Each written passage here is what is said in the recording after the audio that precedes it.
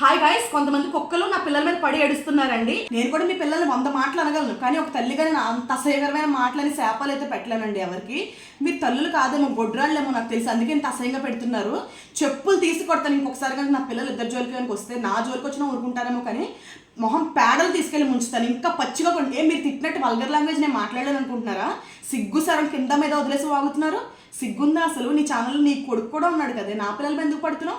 అసలు ఒక దరిద్రపుది ఒక్కటి కాదండి, చాలామంది నా బుర్ర పాడు చేస్తున్నారండి. నిజంగా చెప్తున్నాను.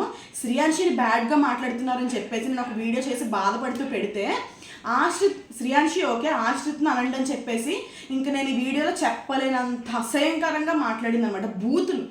దాని అకౌంట్లోకి వెళ్ళి చూసి దానికి ఒక కొడుకున్నాడు, వాడితో పాటు వీడియో పెట్టింది. అసలు నువ్వు పిల్లల్ని కన్నావా లేదంటే పశువులను ఎవరు కంటున్నారా? గడ్డి తింటున్నారా? అన్నమే తింటున్నారా? నాకైతే బాత్రూమ్ ఏమైనా తింటుందేమో అండి ఆ మనిషి, ఆ పర్టికులర్ మనిషి. అండ్ మొన్న ఇంకో వీడియో పెట్టాను కదా, దానికి ఒకటి ఇలా వాగుతుంది టీజే భవానీ అని చెప్తే ఇంకొకటి కూడా ఆ కామెంట్ నేను ఇక్కడ స్క్రీన్పై ఇస్తాను, సేమ్ కామెంట్ మళ్ళీ పెడుతున్నాడు. నేను ఇదే చెప్తున్నాను ఫైనల్గా, పిల్లల జోలికి వస్తే మాత్రం పురుగులు ఓడిపోతారు, నా ఉసురు పోసుకుని నాశనం అవుతారు. తల్లి ఉసురు మాత్రం పోసుకోకండి. అందరికీ మంచి చెప్తున్నాను ఇది నేనైతే.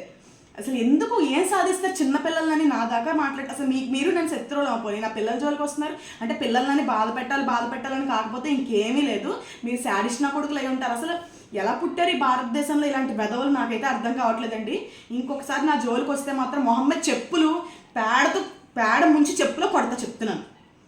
ఇంకొక విషయం గుర్తుపెట్టుకో, నీ కొడుకు ఫోటో కూడా నేను ఇప్పుడు స్క్రీన్ పైన ఇచ్చి మరీ తిట్టగలను, కానీ నీకు తేడా ఉండదు అలా చేస్తే.